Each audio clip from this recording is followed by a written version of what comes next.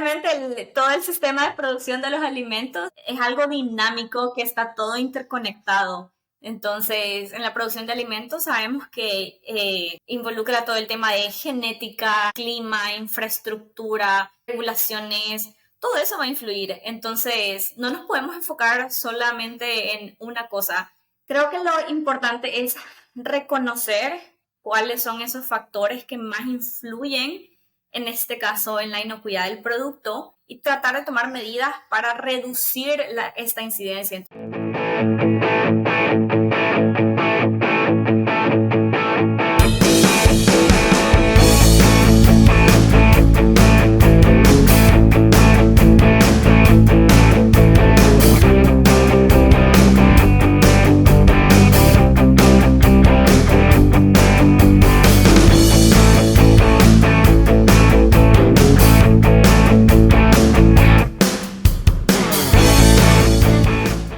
Buenos días, buenas tardes, buenas noches. Es un placer saludarlos nuevamente y darles una bienvenida a Voces del Campo, un podcast dedicado a la producción agrícola, acuícola y pecuaria de toda la región latina. Nuestro enfoque siempre es la rentabilidad, la sostenibilidad y la eficiencia de todos los cultivos.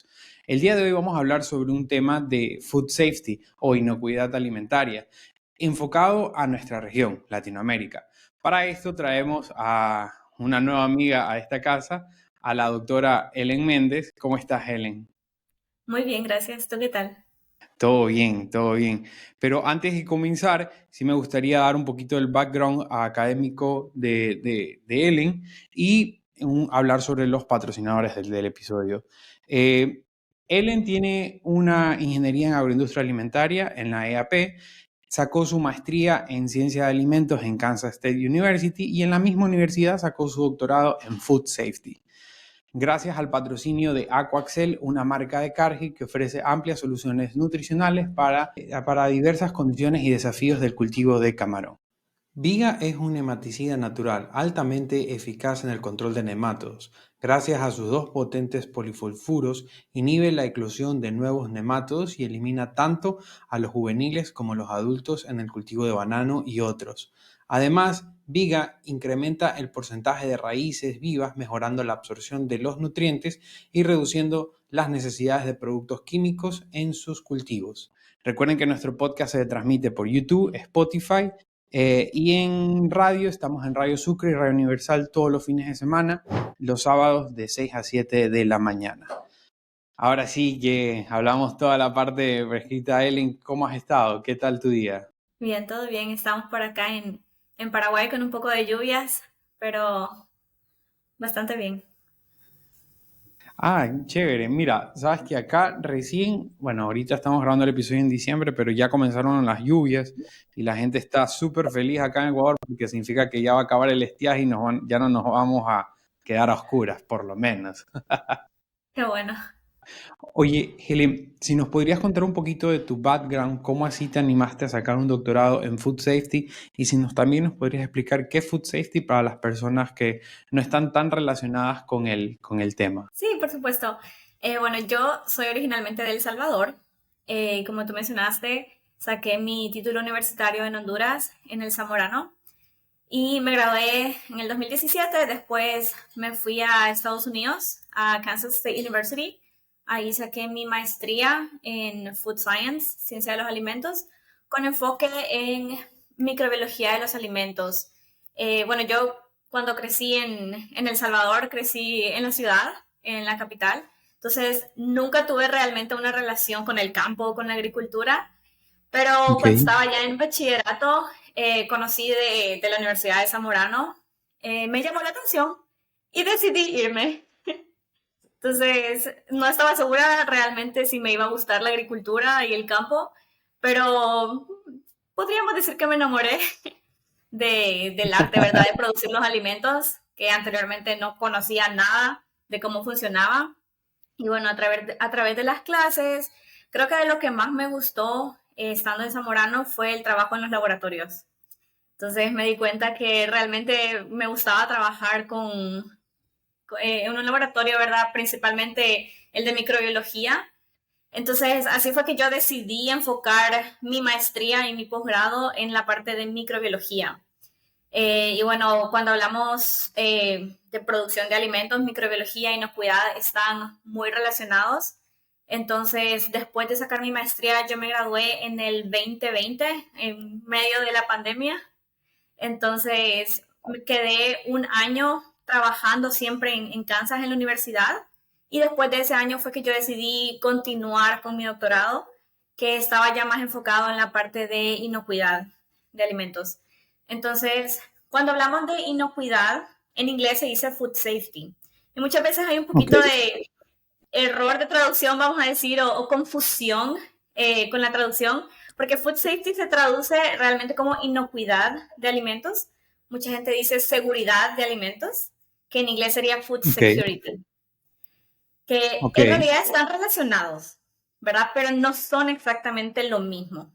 Cuando hablamos de seguridad de los alimentos, estamos hablando de esa capacidad o estado en el que las personas tienen acceso a los alimentos en tamaño adecuado, o sea, que es suficiente alimento, que es estable, que es accesible y disponible, o sea, que físicamente está y que ellos lo pueden comprar o pueden acceder a él. Y que ese alimento sea inocuo, sea nutritivo y que esté en concordancia con sus, ya sea preferencias dietéticas o religiosas. Eso sería seguridad de alimentos. Dentro de la seguridad mencionamos alimentos inocuos. Entonces, inocuidad de alimentos se refiere a que ese producto, ese alimento, no le va a hacer un daño al consumidor. O sea, que no le va a causar enfermedad, que no le va a causar algún tipo de daño, ¿verdad? Porque tenía algún microorganismo patógeno, algún virus, o tenía algún químico que le puede causar alguna enfermedad. O incluso algún objeto físico, ¿verdad? Algún vidrio o algo por el estilo que le va a causar algún corte si una persona lo consume. Todo eso es lo que estudia la inocuidad alimentaria. ok. Y sácame una duda. ¿La inocuidad alimentaria se maneja bajo un régimen, digamos que del mismo estado donde se produce ese alimento? ¿O hay un órgano, digamos, tipo FAO, tipo Organización Mundial de la Salud, que es como un subórgano o un macroórgano que trata de poner normativas? Y existen muchas normativas a nivel país. Cuando hablamos de Estados Unidos, a nivel estado, también existen regulaciones. A nivel Ok, internacional, digamos que el que se encarga de sugerir o generar todos los lineamientos sería el Códex Alimentario. Ellos tienen normativas, lineamientos de inocuidad, microbiología alimentaria, que son referencia, ¿verdad?, a nivel internacional. ok. Y entrando un poquito más o menos en en las aplicaciones prácticas, ¿cómo se aplica una práctica normalmente de seguridad alimentaria o food safety? ¿Dentro de un laboratorio, dentro de un procesamiento o el mismo productor de los alimentos? ¿Cómo lo podríamos aplicar ahí? Y realmente que la inocuidad está relacionada durante toda la cadena de producción de alimentos, ¿verdad? Tenemos inocuidad en el campo, inocuidad durante el transporte de los productos, ya sea materia prima o producto terminado, dentro de las plantas de procesamiento, dentro de una casa de almacenamiento de productos e incluso el consumidor final. Entonces, durante Ya. la producción en campo, ya sea alimentos de origen vegetal o alimentos de origen animal, ambos tienen que aplicar ciertas prácticas, ¿verdad? Famoso las buenas prácticas de agricultura. El Global Gap. El Global Gap, por ejemplo, es una de las certificaciones más conocidas que tocan los puntos de evitar esta contaminación. Entonces, por ejemplo, si vos estás creciendo tu cultivo de maíz cerca de una estancia ganadera y hay los desechos, ¿verdad?, de los animales llegan a tu estancia donde estás creciendo tus cultivos y esos desechos tienen un E. coli patógena, por ejemplo, puede llegar a contaminar tu producto, que ahí en este caso sería una contaminación en campo y que después esa contaminación puede pasar ya sea a la planta procesadora o si es un producto que va directamente al consumidor, puede llegar directamente al consumidor. puede existir contaminación dentro de las plantas procesadoras, ya sea que se introduce a la planta o que dentro de la planta misma hay algún problema de sanitización, limpieza y desinfección, que haya causado que algún microorganismo se establezca y esté contaminando los alimentos. Entonces ahí tenemos un problema de inocuidad en planta. O puede ser que el producto llegó a mercado, a un supermercado bien, bajo todas las condiciones adecuadas, pero después hubo un abuso de temperatura por parte del consumidor, que se fue al Ok. supermercado, ¿verdad? Y todos lo hemos hecho, nos vamos, compramos nuestra carne primero y después nos paseamos por todo el supermercado, esa carne que estaba refrigerada empieza a subir su temperatura y si había una célula o una cantidad de células baja, pero la temperatura sube, estas bacterias se van a empezar a reproducir. Y después del supermercado nos fuimos a la tienda a comprar ropa o nos fuimos a hacer cualquier otro mandado que teníamos que hacer y no ponemos esa carne directamente al refrigerador, estamos haciendo un abuso de temperatura que puede causar que si existía alguna bacteria, algún patógeno en esa carne, crezca y si no la cocinamos bien, después nos puede causar un daño, una enfermedad y ahí tenemos un problema de inocuidad por parte del consumidor, ¿verdad? Que utilizó malas prácticas, hubo abuso de temperatura y hubo malas prácticas de cocción y puede llegar a causar una enfermedad. Ok, pero mira, hay algo súper interesante. Gran parte del desperdicio de comida que hay en el mundo es porque el consumidor no la sabe almacenar o no le da ese valor, ¿no? Pero entrando a la parte que tú dijiste de la producción agrícola, cuando metes un abono, digamos, que no eh, tiene patógenos no tan buenos, ¿cómo podemos tener una buena trazabilidad del alimento en el caso de esta seguridad y no, de esta seguridad alimentaria, ¿no?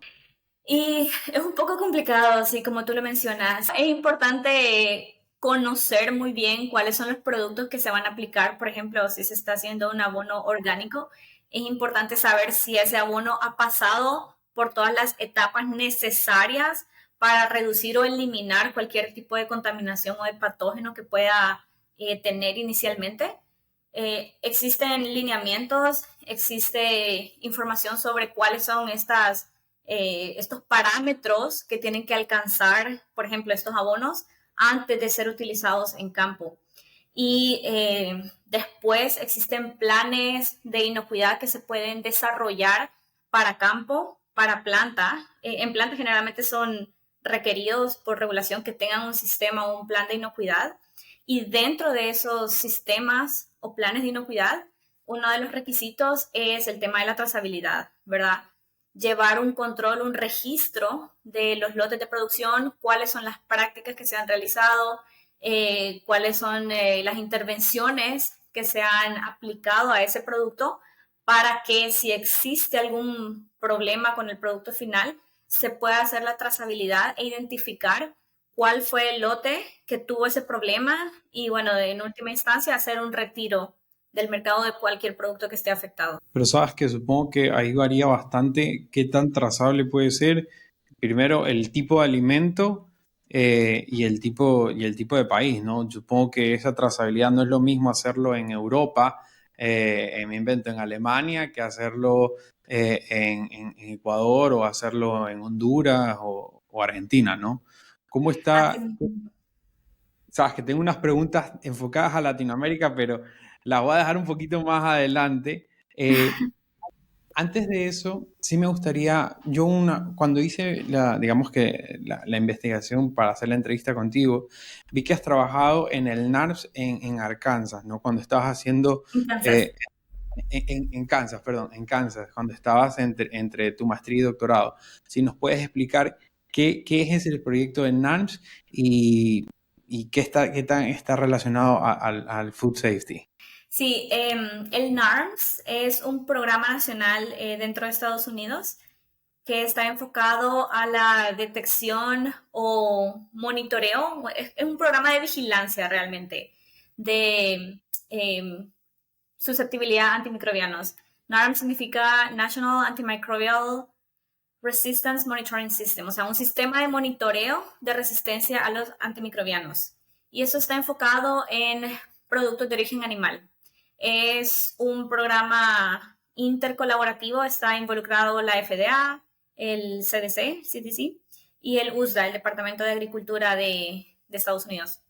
Entonces, ellos lo que hacen es monitorear a través de toma de muestras en la parte clínica, que es la que le corresponde al CDC, en la parte de ya en supermercados, producto carnes frescas, que es la que le correspondería al FDA, y en la parte de carcasas, ¿verdad? Que le corresponde al USA. Entonces, cada uno de ellos toma las muestras que le corresponden y detectan los diferentes microorganismos de interés, ¿verdad? Puede ser Salmonella, E. coli, Enterococos, Campylobacter, que son bacterias que se transmiten a través de estos alimentos. Y los resultados positivos, lo que se hace es un análisis de identificar si tienen genes que les permiten tener esa resistencia a algunos de los antimicrobianos que tienen importancia en la salud pública. Ok, Entonces, por ejemplo, cuando una persona se enferma, tiene una infección por una bacteria, el tratamiento, ¿verdad?, es utilizar antibióticos. Entonces, ¿pero qué pasa si esa bacteria es resistente a ese antibiótico? El tratamiento no va a ser efectivo.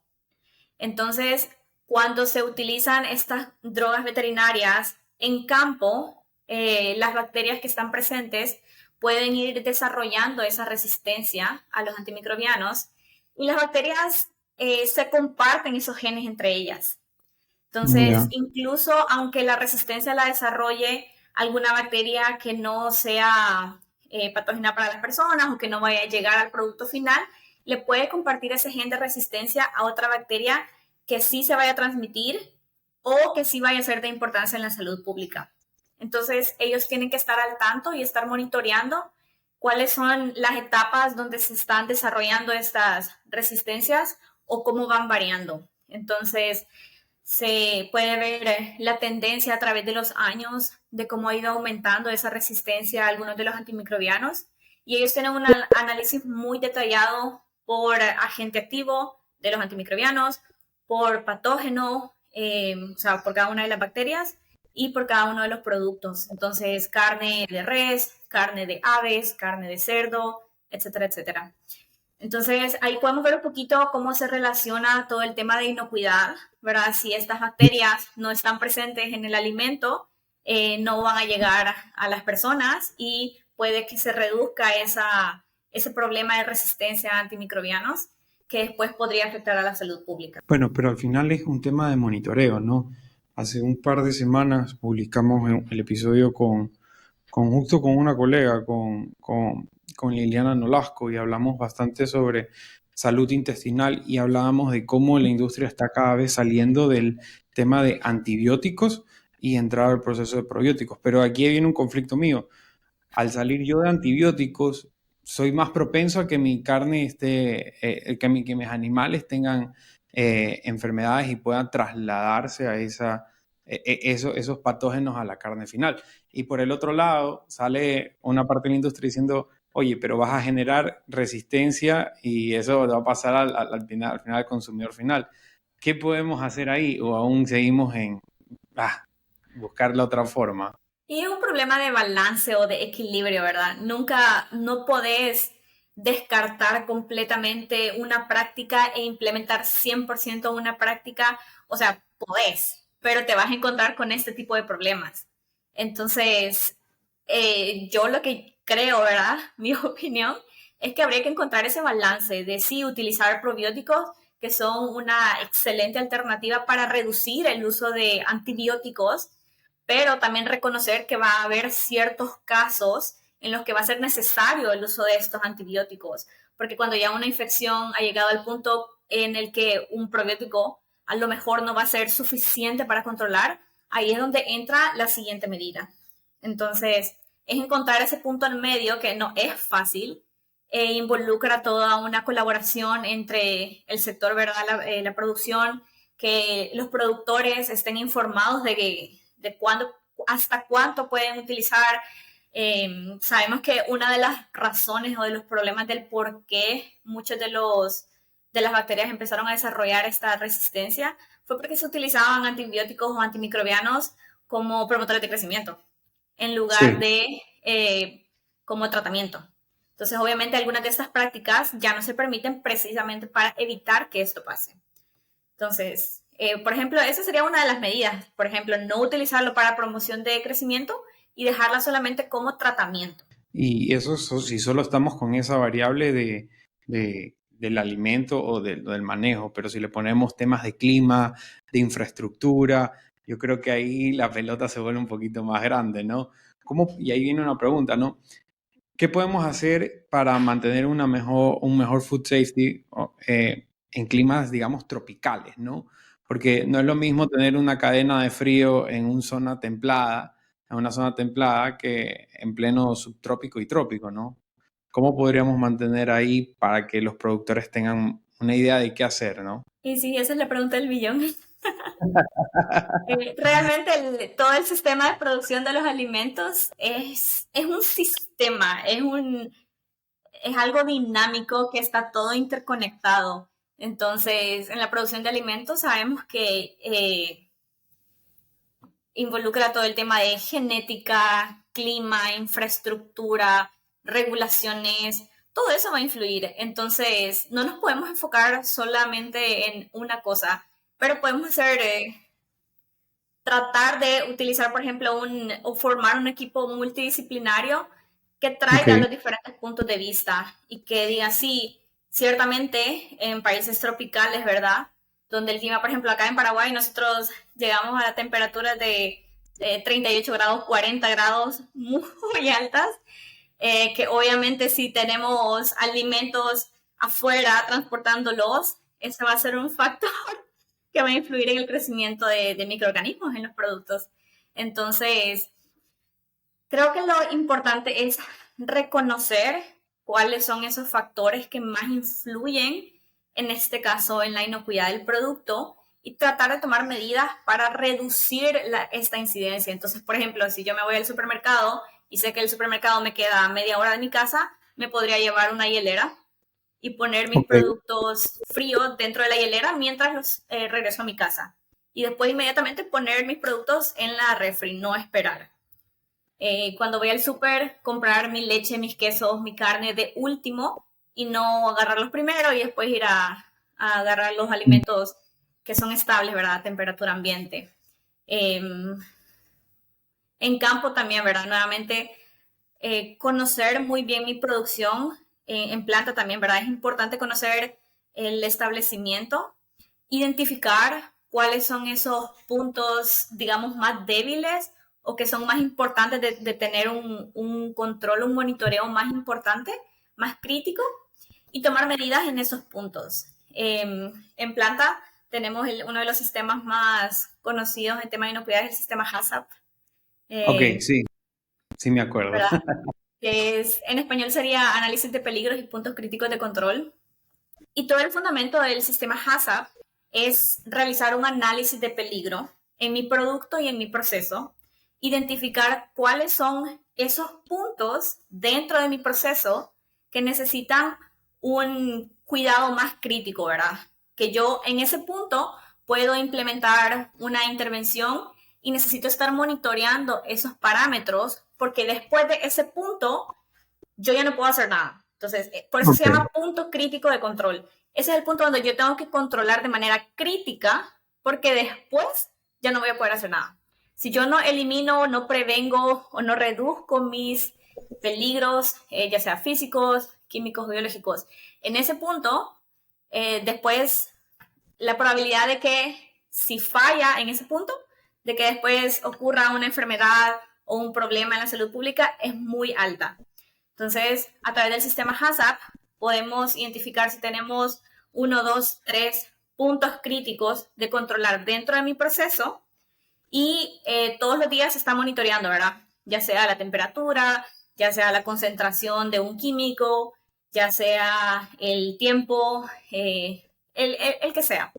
Y se establecen cuáles son esos parámetros, esos límites, se realizan actividades de monitoreo y además se va registrando todo esto, ya sea de manera digital, en papel y eso también ayuda con el tema de trazabilidad que hablábamos. Si hay algún problema, la planta, el establecimiento puede ir o debería de poder regresar en todos sus registros e identificar si hubo algún problema, cuál fue el lote que estuvo afectado y tomar las medidas necesarias. Sí, de poder hacer un tracker exacto y más que ver de dónde salió, ya corregir y que no vuelva a pasar, ¿no? Uh-huh. Pero- Claro, también está dentro del sistema, se le llaman acciones correctivas. Entonces, si Ok, durante alguna de estos monitoreos, ¿verdad? Se ve que hay algún problema, por ejemplo, si estás cocinando hamburguesas y sabes que tu temperatura tiene que ser 71 grados, por ejemplo, y de repente ves durante tu monitoreo que la temperatura está en 65, tenés que claro. detener tu producción, ver cuál es el problema, arreglarlo y bueno, y evaluar cuál fue todo el producto afectado. Ujú. Oye, pero ahora sí entremos al meollo del asunto, ¿no? Latinoamérica. ¿Cómo ves la implementación? Bueno, tú has tenido la oportunidad de estar en algunos países y de cierto modo estar de vidente o de consultor de cómo se manejan, ¿no? ¿Cómo ves el food safety en Latinoamérica? Porque cuando la gente, por lo menos acá en Ecuador, hablas de food safety, los más te quedan viendo y eso es un nuevo iPhone, ¿qué? ¿No? Entonces, ¿qué podríamos, cómo ves cómo se está implementando? ¿Qué tan cerca Sí. estamos a países, digamos, un poquito más desarrollados a, a la linda Latinoamérica? Y la verdad es que es muy variable. Hay algunos países que sí tienen regulaciones un poco más claras o más desarrolladas, ¿verdad? Como Chile, por ejemplo. México también tiene regulaciones un poco más estrictas. Tenemos otros países en los que la regulación a lo mejor no es muy clara o no establece algunos parámetros que la industria necesita para tener como referencia.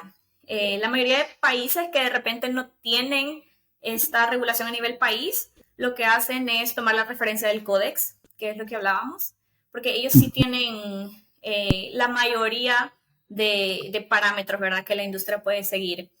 Muchas veces lo que pasa en Latinoamérica es que el tema de inocuidad está, lo que lo empuja son la importación e exportación de productos. Entonces, por Ok. ejemplo, si un país quiere exportar productos a Estados Unidos o a la Unión Europea o a Japón o a cualquier país, ¿verdad?, que tenga una regulación en tema de inocuidad bien establecida, el país le va a exigir que el que está exportando tenga un sistema de inocuidad que sea equivalente a el país que está recibiendo.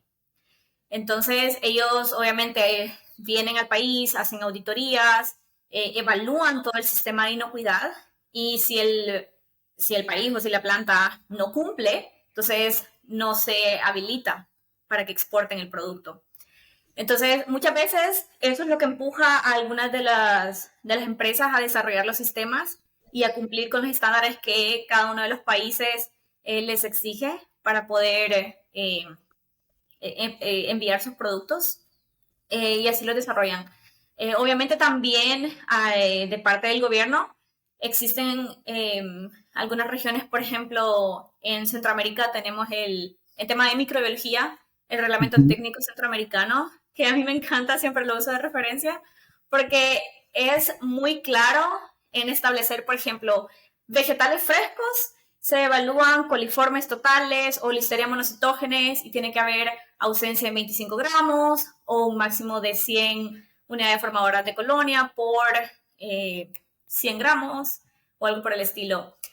Cuando nos venimos acá, por ejemplo, en el Mercosur, en temas de microbiología está un poco menos claro.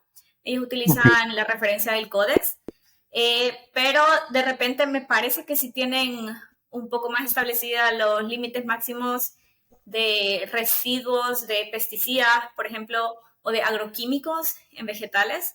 Entonces, depende mucho de las regiones. Acá en Sudamérica a mí me parece que se enfocan un poco más en tema de peligros químicos.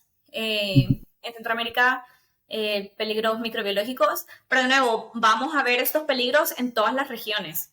Entonces, lo que quiero transmitir es que existen un poco más de fortalezas en unas regiones en comparación con otras Y lo importante sería una colaboración, ¿verdad? Existen muchas redes, ya sea de laboratorios, eh, congresos o reuniones que se realizan para tratar todos esos temas de inocuidad.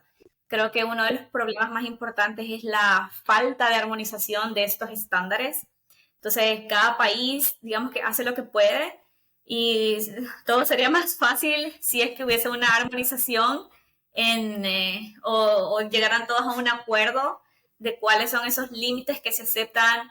Y existen muchos estudios, ¿verdad?, que se pueden utilizar como referencia para establecer estos parámetros. Pero sabes que yo estaba, o sea, yo sé que por lo menos lo que es el Mercosur, la cantidad de carne que exportan vacuna es una locura. Es más, para lo menos una símil, Ecuador, la cantidad de banano o Colombia, la cantidad de café. Que al ser vegetales a alimentos cárnicos, es la industria totalmente diferente. Pero lo que sí me he dado cuenta es de que estas normativas o estas regulaciones que te pide tu cliente en Francia, en Inglaterra, en Noruega, no terminan permeando completamente al mercado local, ¿no? Y ahí vemos que, por ejemplo, pasa, me invento, la fruta que tocó el piso, la carne, nada, bueno, ya, vaya al mercado local. Ahí viene una pregunta, porque al final solo creo que en Sudamérica somos casi 300 millones de personas que terminan no consumiendo alimentos al mismo estándar de calidad que los otros. ¿Cómo podríamos incentivar a eso?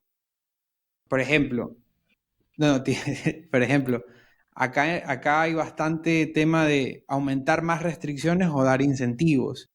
Hay una tendencia de que ya mucha restricción, mucha regulación o otra forma de incentivar. No sé qué ideas podríamos aplicar ahí. Y eso es muy cierto. Se dice, ¿verdad?, que de repente los mejores productos siempre se exportan y digamos que Ujú. los de menor calidad siempre quedan en el mercado y no debería de ser así.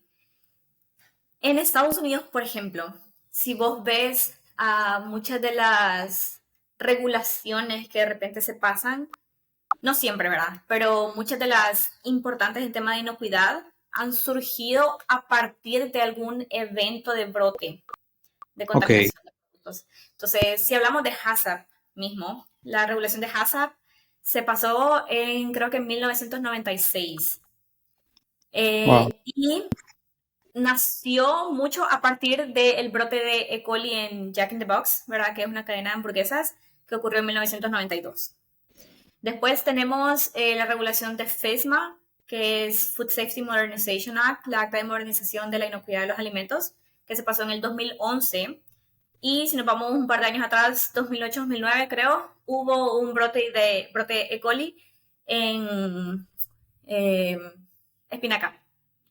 Entonces, no digo que siempre, pero muchas veces los que empujan a que se pasen estas regulaciones son los mismos consumidores. Entonces, a partir de estos brotes que ocurren, por ejemplo, el que pasó en 1996, obviamente existió, pues, es todo un evento, existe toda la información en línea si alguien quiere conocer un poco más de ese brote, pero se formaron muchas organizaciones de consumidores que exigieron al gobierno que hiciera algo, que tomara cartas en el asunto, ¿verdad? Porque Ujú. realmente no es posible que exista un brote de esa magnitud porque se fueron a comer a un restaurante. Claro. Entonces, los consumidores empujan mucho y le exigen al gobierno y a las empresas también que tomen esta responsabilidad y les preguntan, ¿verdad?, qué es lo que están haciendo para asegurar que esto no se vuelva a repetir. Entonces, y lo que vos mencionabas es muy importante. Acá en Latinoamérica, vos le decís a la gente inocuidad de alimentos, o de repente yo digo, sí, yo trabajo en inocuidad, y me dicen, ¿qué es eso? Entonces, Ahí. ¿cómo vamos los consumidores a exigir que los alimentos sean inocuos si a veces no entendemos qué es la inocuidad de los alimentos? Entonces, mucho de educación al consumidor y también que las mismas, incluso si los consumidores no lo exigen, que los productores, los procesadores, todas las personas que están involucradas en el sistema de producción de alimentos, reconozcan el rol que tienen dentro de la inocuidad y que realmente se comprometan porque es una responsabilidad. Estamos produciendo, procesando alimentos que las personas van a consumir y ellos confían en que no les va a hacer daño. Obviamente sabemos que hay, a través de los alimentos, eh, conseguimos nuestra nutrición, nuestra energía, comemos todos los días, o por lo menos deberíamos de poder comer todos los días, y de confiar en que ese alimento no nos va a hacer daño, y que más bien nos va a dar nutrición, nos va a dar energía, etcétera, etcétera. Entonces, los que estamos en la industria de alimentos tenemos esa responsabilidad de garantizarle o hacer lo mejor que podamos para garantizar que ese alimento no te va a dar, no te va a causar daño, no te va a causar enfermedad. Sí, no, y ahorita que estabas hablando de todos esos eventos donde las cadenas de alimentos tuvieron problemas de patógenos, hace poco en Estados Unidos salió la noticia de McDonald's, ¿no? Con E. coli, ¿no? Y chuta, McDonald's, creo que hay más McDonald's en el mundo que no sé, pues, o sea, por lo menos en Sí, Estados Unidos está acá, no decíamos como que ciudad que no tenga su McDonald's. Y tú ves que si una cadena de esas tiene ese problema, tú dices, y acá en Ecuador, en Paraguay, en Brasil, en México, ¿no le habrá pasado lo mismo? Solo es que allá no hay digamos que un seguimiento y logran darse cuenta de estos problemas. Entonces tú dices, al final, ¿qué estoy comiendo, no? sí, me encanta que hayas mencionado ese, porque bueno, dos cosas se me vinieron a la cabeza. La primera es que cuando yo vi esa noticia de que McDonald's había tenido un brote de E. coli, lo primero que yo pensé y que estoy casi segura que mucha gente pensó fue, de nuevo, 1996 Jack in the Box. Porque fue, si no me equivoco, era la misma cepa de E. coli o 157 en el mismo producto, que era una hamburguesa. Entonces, lo primero que todos sospecharon era que era la carne que estaba contaminada, ¿verdad? Entonces se hicieron la investigación y se descartó que fuera la carne el problema. Realmente que en la carne molida en Estados Unidos tienen un sistema de inocuidad muy bien establecido. Entonces, por eso es que parecía muy raro que fue tan impactante que pudiese haber sido la carne la que estaba contaminada. Entonces, bueno, empezaron a ver todos los demás ingredientes probables. Y si vos pensás, una hamburguesa tiene pan, carne, lechuga, tomate, cebolla, queso. ¿Cuáles de esos productos puede ser el que estaba contaminado? Entonces, ahí es donde empieza, digamos, una investigación dentro de cuando hay un brote de inocuidad. Entonces, finalmente lograron identificar que el producto responsable eran las cebollas. Y si pensamos en Mm. las cebollas, tienen un pH bajo, tienen acidez, tienen muchas, o sea, se considera que es un antimicrobiano. De repente cuando alguien tiene gripe, les dicen consumir ajo, cebolla, porque tienen propiedades antimicrobianas. ¿Cómo es posible que estaban contaminadas con E. coli? Pero las bacterias se desarrollan, se adaptan al punto de que pueden crecer y contaminar un producto como la cebolla.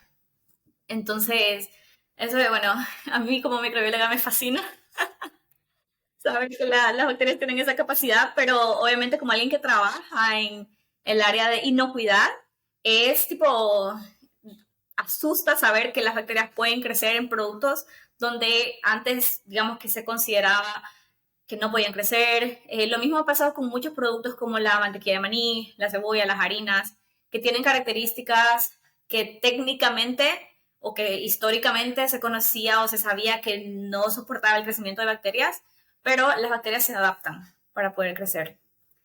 Y lo otro que me generó este brote, ¿verdad? Es lo mismo que, por ejemplo, en Estados Unidos se supo muy rápido que estaba este brote ocurriendo, pudieron identificar el producto rápidamente, pudieron identificar que fueron las cebollas más rápidamente de lo que probablemente vamos a poder hacer acá en Latinoamérica. Y Claro. uno de los problemas más graves, creo yo, que tenemos en Latinoamérica es la falta de información sobre estos temas de contaminación. Entonces, por ejemplo, acá en Paraguay falta mucha información sobre cuáles son los patógenos que más se transmiten a través de los alimentos. Si vos buscas información sobre los brotes de enfermedades transmitidas por alimentos aquí en Paraguay, te va a parecer que han habido, no sé, 3 o 4 al año. Y estoy segura que hay más que eso. Entonces, el tema es que no se detectan o no se socializa la información. Entonces, es importante que haya este esfuerzo por identificar. Y de repente la gente dice, sí, obviamente en Latinoamérica tenemos mucho de comida así en la calle, tenemos los mercados a donde vamos a comprar nuestros productos, nuestros ingredientes, y muchas veces no se regula cuáles son las prácticas higiénicas, si estos vendedores tienen algún tipo de práctica de limpieza, desinfección de sus carritos o de sus puestos de venta. En los mercados podemos ver gente vendiendo tomates a la par de alguien que está vendiendo pollo crudo, ¿verdad? Sí. Entonces puede representar un problema, quesos siendo vendidos sin refrigeración, quesos frescos. Entonces, y nadie, quizás nadie les explica que eso no debería de ser, o las autoridades tampoco van y implementan si es que existe alguna regulación, o a lo mejor ni siquiera Ujú. existe, ¿verdad? Entonces, eso es un poquito de los problemas que tenemos acá en Latinoamérica. No, y además yo creo que a nivel macro, yo creo que el gobierno de turno, o sea, no debería ser gobierno de turno, debería ser una política de Estado, no importa de qué tipo de gobierno esté, debería enfocarse que todo el mundo va a comer comida, ¿no? O sea, necesitas que esa comida esté bien. Y ahí viene mi dilema, ¿no? Aumentar más las restricciones o dar, digamos que incentivos a empresas. Porque si McDonald's, siendo McDonald's, una empresa que cuando dicen globalismo se te viene a la cabeza McDonald's por la cantidad de países que está, Ujú. tuvo ese desliz, chuta, cualquiera puede tenerlo, ¿no? Solo es Sí. que no todos los países tienen el seguimiento que otros, ¿no? Y Ujú. ahí está. Realmente es muy complicado, diría, casi imposible que vas a tener un sistema de producción 100% inocuo y que nunca vas a tener algún problema de contaminación. Pero lo importante es implementar todas estas prácticas que vayan a reducir esa probabilidad de que ocurra alguna contaminación. Y Sí. bueno, y si es que ocurrió en tu producto, reconocer, tomar esa responsabilidad, retirar todo tu producto y asegurarte de que no vuelva a ocurrir, eh, ya sea con algún riesgo biológico, ¿verdad? Algún microorganismo, algún peligro químico, ¿verdad? Asegurarse que se están aplicando los agroquímicos de manera responsable, los medicamentos animales de manera responsable. Todo eso influye. Y sabes que para ir cerrando el tema de McDonald's, al final hicieron la trazabilidad en las cebollas, cómo se contagió, cómo hubo el contagio y qué se pudo hacer. Porque la verdad yo no sigo tanto la noticia aún. Creo que sí identificaron la marca de cebollas que estaban contaminadas e Ok. incluso ellos eran proveedores de otras cadenas de restaurantes y de comidas, entonces se hizo el retiro del mercado, pero creo que también hubo un poco de falta de información, o sea, obviamente si comparamos con Latinoamérica pudieron identificar bastante más rápido, pero muchos de los actores y personas que están dentro de la inocuidad en Estados Unidos exigieron que hizo un poco de falta en su investigación. Me Ujú. parece que ya se cerró la investigación, pero no se identificó, por ejemplo, de qué lote o de qué campo venían esas cebollas o en qué punto se contaminó. Creo que no llegaron no sé si A ese nivel. identificarlo o por lo menos publicar la información. Ok. Entonces, lo que muchas personas dicen es que es importante llegar a ese punto para que otras personas que también producen un producto similar aprendan y sepan que también les puede ocurrir a su producto y que tomen medidas, no solamente porque, no fue mi cebolla, no fue mi producto, entonces yo estoy bien. No significa que no pueden ser ustedes víctimas de esta contaminación o actores a los que les afecte una mala práctica. Cuando inicié el podcast, más o menos en el episodio 9 hablé con el ingeniero René Medina, hablamos de banano nutrición, ¿no? Pero él contó ahí una anécdota de que habían exportadoras que tenían problemas de E. coli en el banano. Y uno te dice, banano E. coli. Y es que, no sé al final cómo terminó, pero él nos contaba en ese episodio que la gente usa violes muy artesanales, estos fertilizantes orgánicos muy artesanales, entonces utilizaban heces humanas, de todo un poco, entonces decían, mira, no me comí esto, tíralo ahí, que después se lo tiro a la planta. Entonces, lo que no te estaban dando cuenta es que todos los patógenos que uno tiene los pasan a la fruta y la fruta viaja a otro continente, a otro país Así y, mismo. y puedes quebrar un mercado netamente. Imagínate que te pase eso en Japón con los estrictos que son y te tiran abajo un, Sí, un negocio de millones de dólares, ¿no? claro. Ellen, una consulta. ¿Qué tendencias ves en el campo de food safety? O sea, digamos que de aquí a unos 5 o 10 años, ¿cómo tú ves el campo enfocado no solo en Latinoamérica, sino ya a un nivel un poquito más global?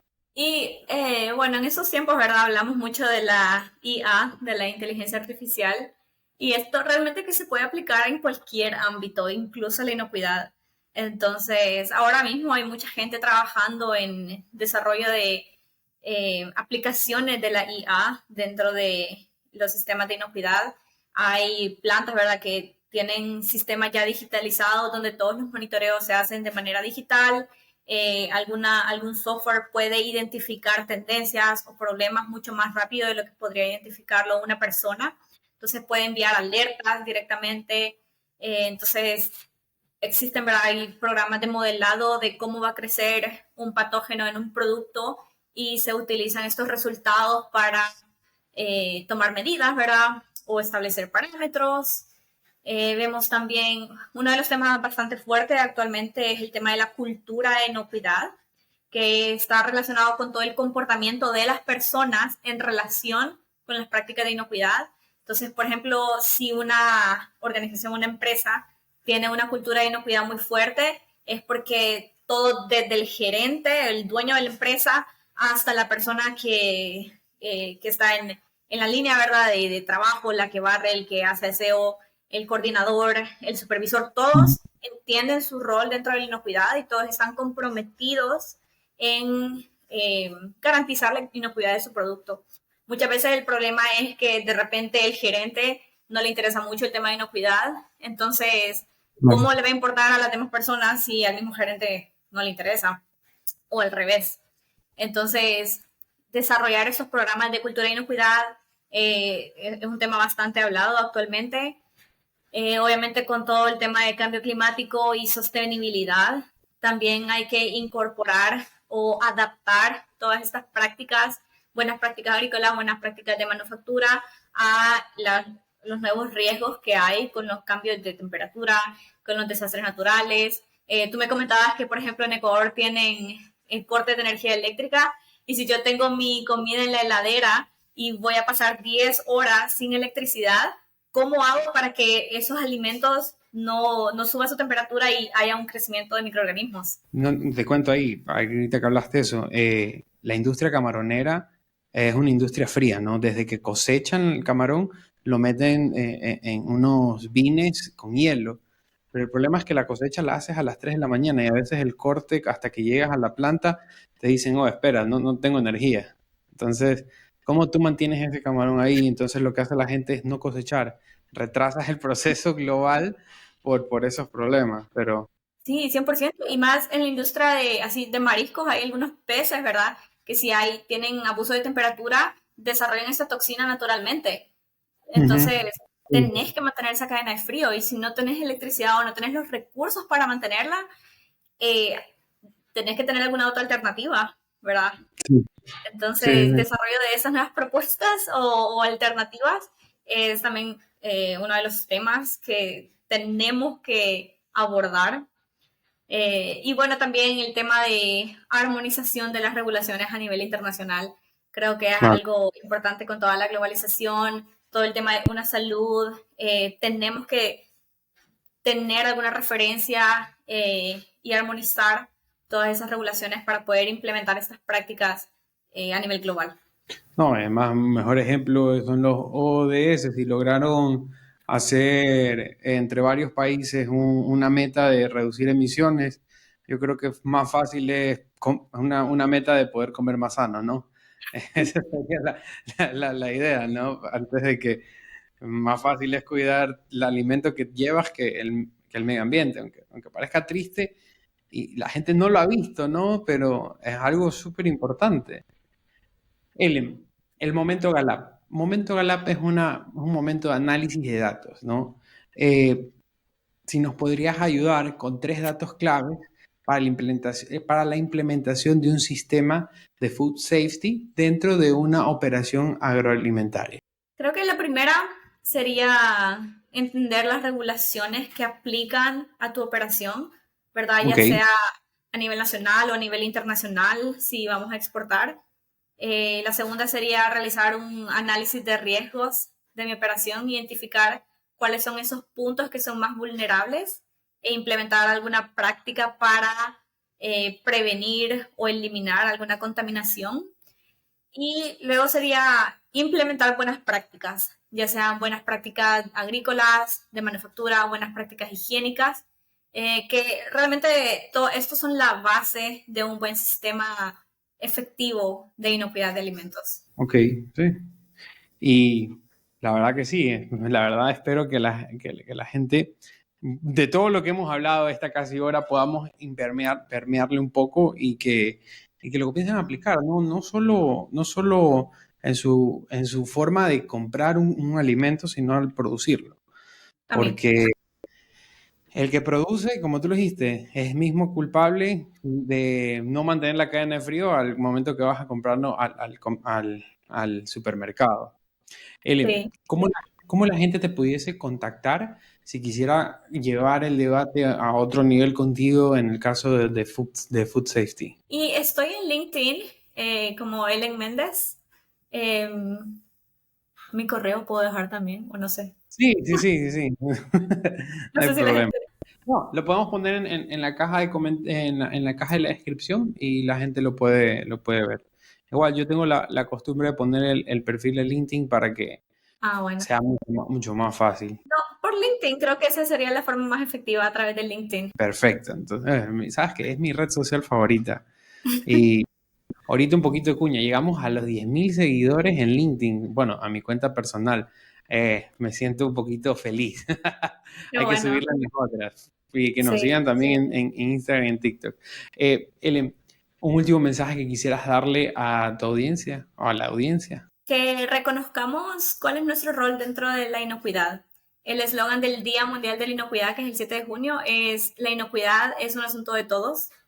Entonces, no podemos echarle la culpa a alguien en específico. Todos tenemos un rol que cumplir y bueno, que lo reconozcamos y nos comprometamos con él. Y la verdad, yo quiero al final, por lo menos cuando tenga unos 60 años, saber que Latinoamérica es referente en inocuidad de alimentos. Me encantaría. Falta, falta mucho, pero esa es la idea.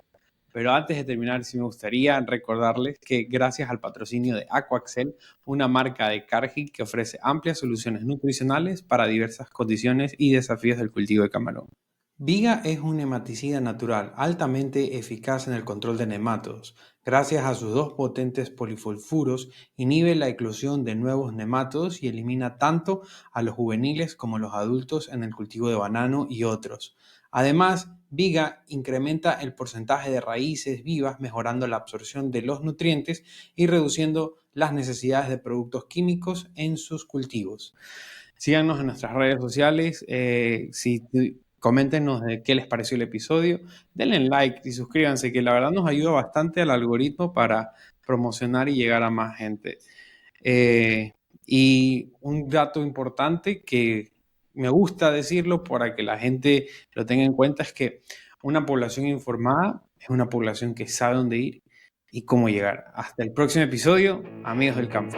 Hasta luego, Eli. Chao, chao.